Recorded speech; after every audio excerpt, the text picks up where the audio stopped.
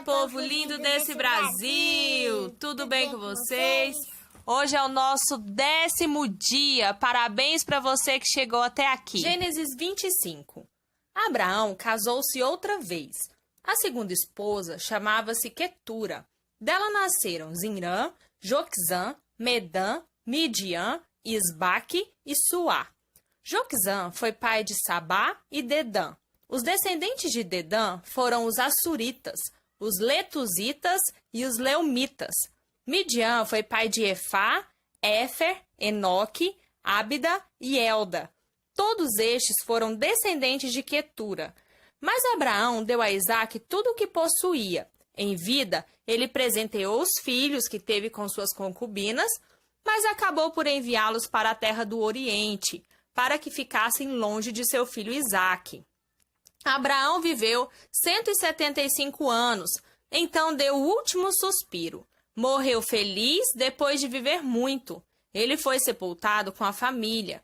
Seus filhos Isaque e Ismael o sepultaram na caverna de Macpela, no campo de Efron, filho de Zoar, o Hitita, perto de Manre, o mesmo campo que Abraão havia comprado dos Hititas. Ele foi enterrado ao lado da sua esposa Sara. Depois da morte de Abraão, Deus abençoou seu filho Isaque. Ele morava em Beer-Lahai-Roi. Estes são os descendentes de Ismael, filho de Abraão e da egípcia Agar, escrava de Sara, gerado a Abraão. São estes os nomes dos filhos de Ismael por ordem de nascimento: Nebaiote, filho mais velho de Ismael, Quedar, Adbeel, Mibzão, Misma, Dumá, Massá, Haddad, Temá, Getur, Náfis e Quedemá. Todos estes são filhos de Ismael. Os assentamentos e locais em que acamparam receberam deles os nomes. Eram 12 príncipes com suas 12 tribos. Ismael viveu 137 anos. Então deu o último suspiro. Ele foi sepultado com a família. Seus filhos se estabeleceram desde Avilá, perto do Egito, avançando na direção leste até Sur, na direção da Assíria. Os ismaelitas não se davam bem com nenhum dos seus parentes. Os descendentes de Ismael, Jacó e Esaú. Esta é a descendência de Isaque, filho de Abraão. Abraão foi pai de Isaque. Isaque tinha 40 anos de idade quando se casou com Rebeca, filha de Betuel, o arameu, de Padã-Arã. Ela era irmã do arameu Labão. Isaque orava com insistência ao Eterno, pois sua esposa era estéril, e o Eterno ouviu sua oração. Rebeca engravidou, mas os bebês ficavam rolando e chutando um ao outro dentro dela, tanto que ela chegou a dizer: se é para ser assim, de que adianta continuar vivendo? Ela consultou o Eterno para descobrir o que estava acontecendo. E o Eterno respondeu: 2 nações estão em sua barriga, 2 povos que se enfrentam já dentro de você. Um povo dominará o outro, e o mais velho servirá ao mais novo. Chegando a hora de dar à luz, é claro, havia gêmeos dentro dela. O primeiro a sair foi um menino ruivo e recoberto de pelos. Ele recebeu o nome de Esaú, peludo. Depois veio o irmão, com a mão agarrada ao calcanhar de Esaú. Ele recebeu o nome de Jacó, calcanhar. Quando eles nasceram, Isaque estava com 60 anos de idade. Os meninos cresceram. Esaú tornou-se um excelente caçador e gostava da vida ao ar livre. Jacó era mais pacato e preferia ficar dentro das tendas. Isaque amava Esaú porque gostava de suas caças, mas Rebeca amava Jacó.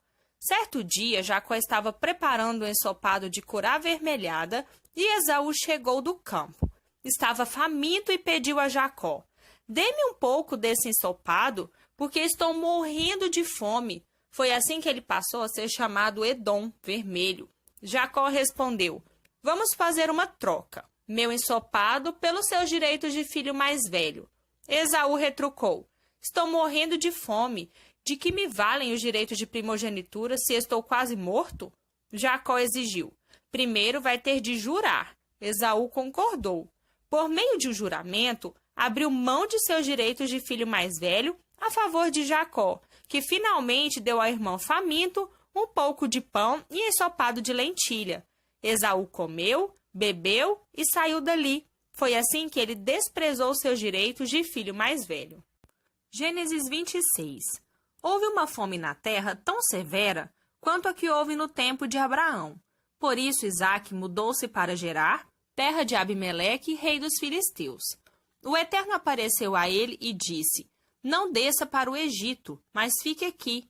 Permaneça aqui nesta terra, e vou estar com você e o abençoarei. Dou a você e a seus filhos toda esta terra, para cumprir a promessa que fiz a seu pai Abraão. Farei que seus descendentes sejam tão numerosos quanto as estrelas no céu, e darei a eles toda esta terra. Todas as nações do mundo serão abençoadas por meio de seus descendentes. Tudo isso porque Abraão obedeceu ao meu chamado e obedeceu à minha ordem, meus mandamentos, minhas orientações e meus ensinamentos. Então Isaque ficou em Gerar. Os homens do lugar vieram perguntar sobre sua esposa. Isaque respondeu: Ela é minha irmã. Ele ficou com medo de dizer: Ela é minha esposa, pois pensava: Estes homens são capazes de me matar para ficar com Rebeca, por causa da beleza dela. Certo dia, quando já fazia um bom tempo que Isaque estava residindo ali, Abimeleque, rei dos filisteus, olhou pela janela e viu que Isaque acariciava Rebeca. O rei mandou chamar Isaque para esclarecer a situação. Então ela é sua mulher. Por que você nos disse, ela é minha irmã? Isaque respondeu: Porque achei que alguém pudesse querer me matar para ficar com ela. Abimeleque retrucou: Pense um pouco no que você fez. Se passasse mais algum tempo, algum dos homens poderiam ter se deitado com sua esposa, e você seria responsável por trazer culpa sobre nós. Então o rei transmitiu esta ordem ao povo: Quem encostar a mão neste homem ou em sua mulher morrerá. Isaque resolveu plantar naquela terra, e a colheita foi excelente. O Eterno o abençoou, os bens foram se acumulando e ele ficou muito rico. Possuía muito gado e ovelhas, e tinha muitos empregados. Por isso os filisteus começaram a ficar com inveja dele, e entulharam todos os poços que os empregados de seu pai haviam cavado nos dias de Abraão. Assim, todos os poços ficaram inutilizados. Por fim, Abimeleque disse a Isaque: Você precisa sair daqui, porque se tornou grande demais para nós. Isaque partiu dali e acampou no vale de Gerar, estabelecendo-se ali.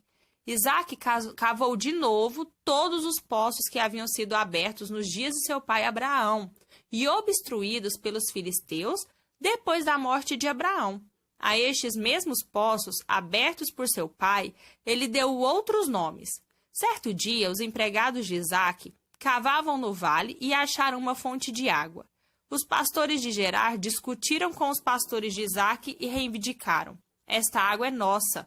Por isso Isaque deu ao poço o nome de Ezeque, discussão, porque houve discussão por causa dele. Então cavaram outro poço e, de novo, houve divergência sobre a posse de água. Por esse motivo, o poço recebeu o nome de Sitna, acusação. Isaque saiu dali e cavou outro poço em outro lugar. Dessa vez, não houve disputa por causa da água e o poço foi chamado Reobote, espaço amplo. Isaque disse: Agora sim, o Eterno nos deu espaço de sobra para nos espalharmos sobre a terra. Dali ele subiu para Berseba. Naquela noite, o Eterno apareceu a ele e disse: Eu sou o seu Deus, de seu pai Abraão. Não tenha medo de nada, pois estou com você. Eu abençoarei você e farei seus filhos prosperarem por causa de Abraão, meu servo. Isaque construiu ali um altar e orou invocando o nome do Eterno. No mesmo lugar, armou sua tenda e seus empregados começaram a cavar outro poço. Um dia, Abimeleque saiu de Gerar e veio procurá-lo. Estava acompanhado de Alzate, seu conselheiro, e Ficol, comandante das suas tropas. Isaque perguntou: Por que vocês estão vindo atrás de mim se me odeiam? Vocês me expulsaram da sua terra. Eles responderam: É que percebemos que o Eterno está do seu lado. Gostaríamos de fazer um acordo com você, uma aliança que cele o nosso relacionamento de amizade. Não incomodamos você no passado, Nós o tratamos bem e deixamos que você vivesse em paz. Assim, que a bênção do Eterno esteja com você. Isaque deu uma festa e eles comeram e beberam juntos. No outro dia de manhã, fizeram juramentos. Logo depois, se despediram de Isaque. Agora eram oficialmente amigos. Mais tarde, no mesmo dia, os empregados de Isaque vieram trazer uma notícia sobre o poço que estavam cavando. Encontramos água. Isaque deu o nome de Seba, juramento ao poço, e até hoje, esse é o nome da cidade, Berseba, poço do juramento. Esaú estava com 40 anos de idade quando se casou com Judite, filha de Beeri, um hitita, e com Basebate, filha de Elon, outro hitita. As duas foram um tormento na vida de Isaque e Rebeca. Novo Testamento. Mateus 8, do versículo 1 ao 17. Ele levou nossas doenças. Jesus desceu da montanha com os aplausos da multidão ainda soando nos ouvidos. De repente, apareceu um leproso que se ajoelhou diante de Jesus e pediu: Mestre, se o Senhor quiser, pode me purificar. Jesus estendeu a mão, tocou o leproso e disse: Quero, fique limpo. Todos os sinais da lepra desapareceram na hora. Jesus então lhe disse: Não diga nada a ninguém, apenas se apresente ao sacerdote para que ele confirme a cura e leve a oferta de gratidão a Deus ordenada por Moisés. Que sua vida purificada e grata, não suas palavras, dê testemunho do que eu fiz. Assim que Jesus entrou na cidade de Cafarnaum, um capitão romano veio ao seu encontro. Ele estava muito aflito. Senhor, meu criado está doente. Ele não consegue andar e sente dores terríveis. Jesus disse: Vou até lá para curá-lo. Ah, não, protestou o capitão. Não quero que o Senhor tenha todo esse trabalho. Basta uma ordem sua e meu criado ficará bom. Sou um homem que recebe e dá ordens. Eu digo a um soldado, vá, e ele vai. A outro, venha, e ele vem. Ao meu escravo, faça isso, e ele faz. Surpreso, Jesus declarou: Ainda não vi esse tipo de fé singela em Israel, o povo que deveria saber como Deus atua. Este homem é o início de muitos estrangeiros que logo virão de todas as partes do mundo, do Oriente e do Ocidente, para participar do banquete do reino de Deus, com Abraão, Isaque e Jacó. Já os que cresceram na fé, mas nunca a tiveram de fato, ficarão do lado de fora, isolados da graça, perguntando o que aconteceu. Voltando-se para o capitão, Jesus ordenou: Vá, o que você acreditava que ia acontecer, aconteceu. Naquela hora, o criado dele ficou bom. Isso aconteceu na frente da casa de Pedro, e Jesus, ao entrar na casa, deparou com a sogra de Pedro, que estava de cama, ardendo em febre. Ele tocou a mão dela e a febre se foi. A mulher levantou-se da cama e foi preparar o jantar para ele. Ao anoitecer, trouxeram a Jesus várias pessoas afligidas por demônios, e ele as livrou daquele tormento. Operou também cura física em vários doentes. Tudo isso cumpriu o conhecido sermão profético de Isaías. Ele levou nossas doenças, ele carregou nossas enfermidades.